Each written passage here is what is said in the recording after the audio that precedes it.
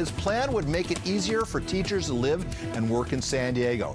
Here now is Mark Powell, the Vice President of the San Diego County Board of Education. Mark, thanks for riding in so early in the day. Thanks for having me. Thank you. All right, so let's set up the problem. What is the issue as it relates in your column in Voice of San Diego, Correct. not so far back? You spelled it out. Can you give us the synopsis here? Okay, so teachers don't make enough money to buy a house in San Diego. We have an affordable housing crisis, so they're left with an option that is to rent. But rents are skyrocketing, so oftentimes rents take up 50 to 60% of a starting teacher's salary, which is $60,000 a year. So to help teachers stay in San Diego and teach in San Diego, I'm proposing affordable housing units for teachers built on district-owned surplus property. Is that the goal here is to keep the good teachers in San Diego rather than losing them to more affordable communities, correct? Well, the goal here is to keep teachers, because if you're a teacher and you have to work 2 or 3 additional jobs in order to make ends meet, or if you have to commute long distances for 45 minutes to an hour, they just aren't making enough money to live and work in the city that they're supposed to teach in. So they're leaving the city and they're leaving the state. Why single out teachers because of their role in our society?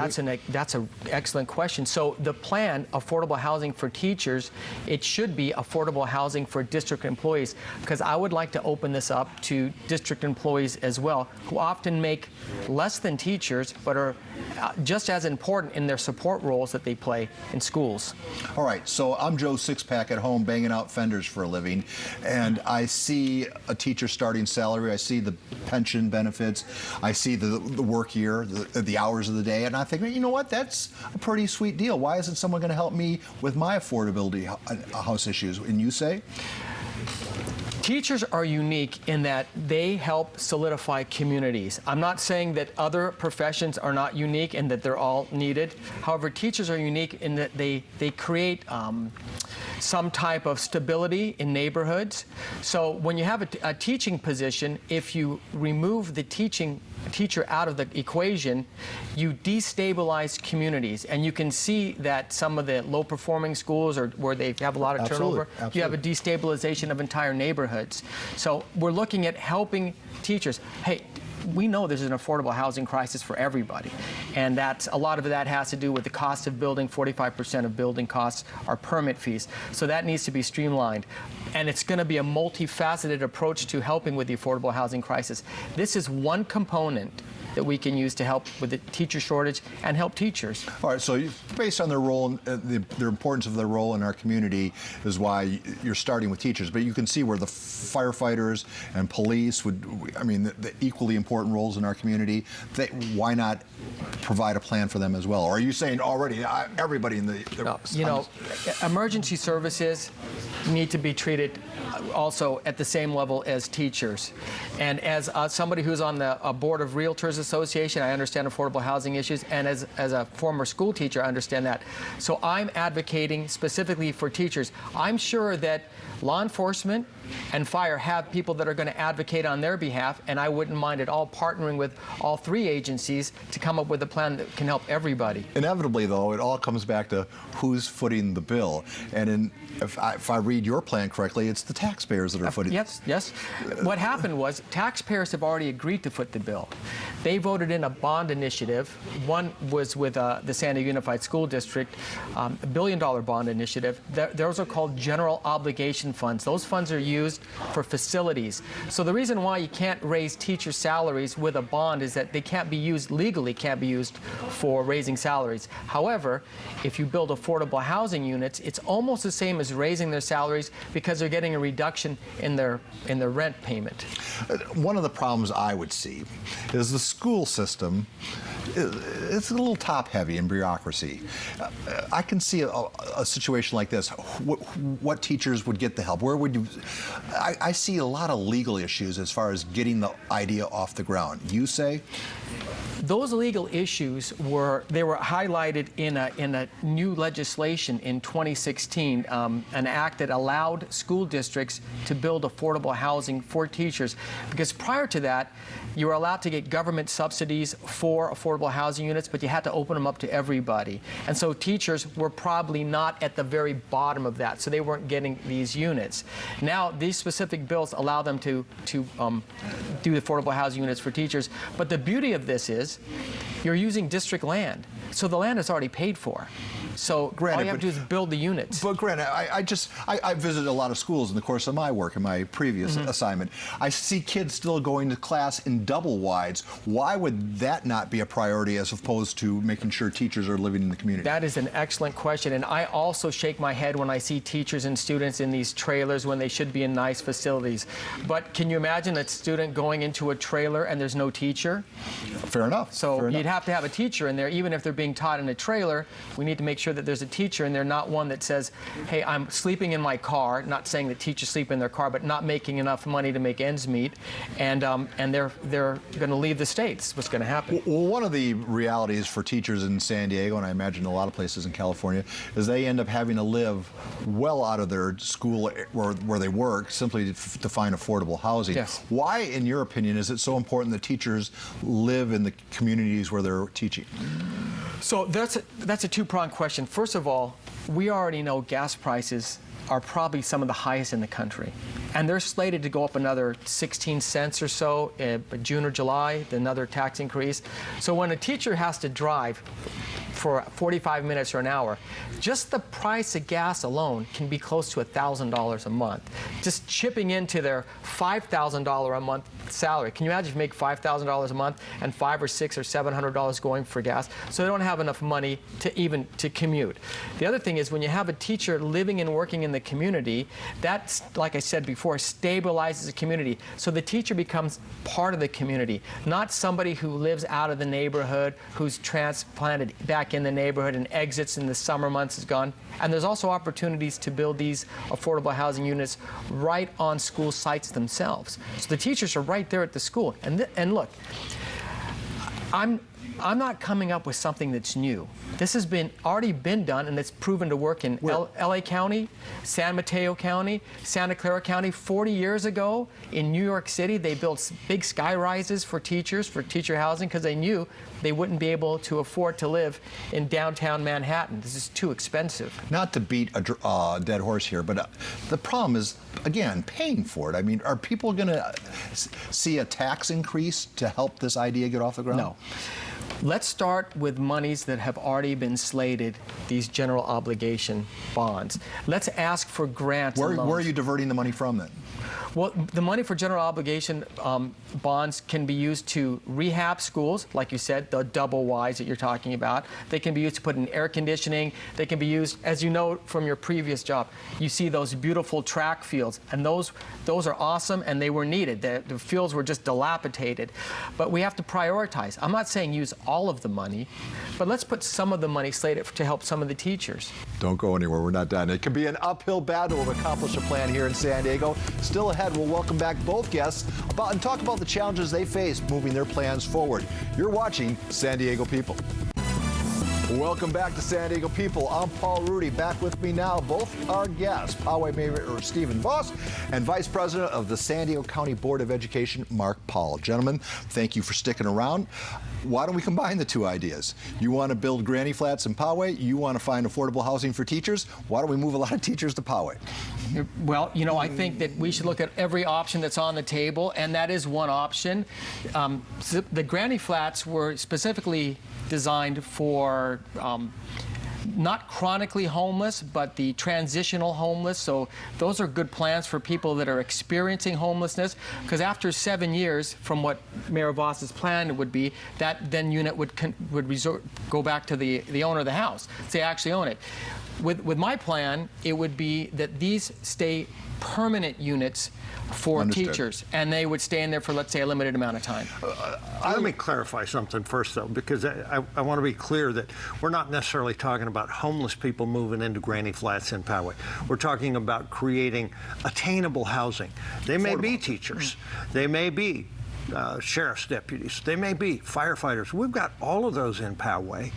that can't afford, the median home price in Poway. So these ADUs could be used for a variety of needs and fill a need. It's an important distinction because it changes the perception of the argument. I see it from your perspective. I'm interested in wondering what roadblocks you face at a county and state level for both your issues. Well, for the affordable housing units for teachers, one of the roadblocks would be what you brought up. Why are you limiting it to teachers? Why are taxpayers paying for it? Why don't we open it up to police and fire or the guy who's banging out a bumper somewhere? And those are all legitimate concerns. However, for affordable housing to be addressed, we have to look at it at a multifaceted approach. So one solution doesn't cover everybody. We need to look at multiple solutions. This is just one piece of the puzzle that can help with the teacher shortage that we're experiencing right now. Mayor, I think Mark brought up an interesting point in his segment, that part of or a big chunk of the affordability issue is just the bureaucracy that it takes to build a home here in San Diego. Isn't one of the arguments, well, hey, let's deal with that, and that just brings down the cost of housing altogether and perhaps makes it more affordable for others? Couldn't agree more. You're dealing with bureaucracy on a couple levels. In the city of Poway, we have our Development Services Department, and then you have state mandates. We've taken a very proactive approach with our development folks, saying, look, we want to be the Nordstrom of planning departments. We want to find ways to say yes rather than jump to no, as is typically the thing. I can control that in Poway. I can't control that at the state. We need to make sure that the people we're sending to the state level are taking that same kind of approach, trying to strip away the layers of government that are unnecessary, strip away the red tape, and let's get some houses built. So in just a little bit after this airs, your cell phones are going to start lighting up with tweets from various folks that you want to hear from. What's going to be the general reaction to I know your column's been out for a while. Yes. Your plan's been out for a couple months, or at least has been talked about a little bit. What's been the reaction?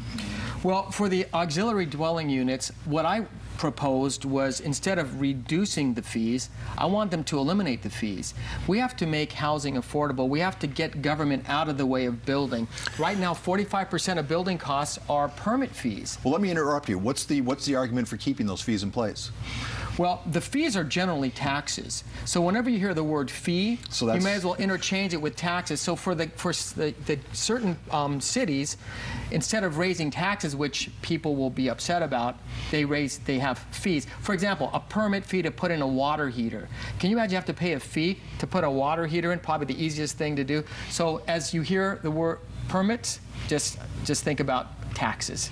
So, I mean, taxes for Joe Blow, who already feels like he's getting taxed to the hilt. How do you justify digging into my pocket a little deeper? Well, in Poway, we don't. Poway is one of the municipalities that doesn't add an extra tax. You see jurisdictions around the county saying, well, we're having trouble keeping up with our budget, we're going to float a tax. Not in Poway. That's not our way of doing things. We find ways to cut costs. During the recession years ago, we cut staff to the bone. And still, we're at the bone, but we're getting things done. So it's just a matter of priorities when it really comes down to it. I think one of the other challenges with affordable housing, some great projects all around the county for all different levels of income. It's not enough just to throw the front doors open to affordable housing and welcome folks in. There are those that live there that we need to help move up and out so someone else can move in. So it's not just supply, it's what happens when they get in and how can we help them move up and out and have a real productive life.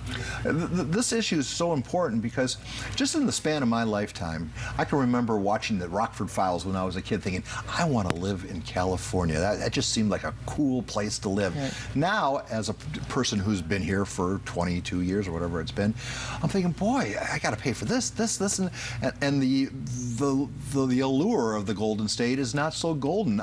Isn't it important to address these issues before that perception becomes too much of a reality and people start looking at Arizona more and Texas more? Well, I'm born and raised in San Diego, 58 years. So I remember when there was actually a difference between San Diego and Los Angeles. There was a pretty big gap. and we never wanted to really become Los Angeles. But if you look at what's happening in Los Angeles right now, they have the worst homeless crisis in the country.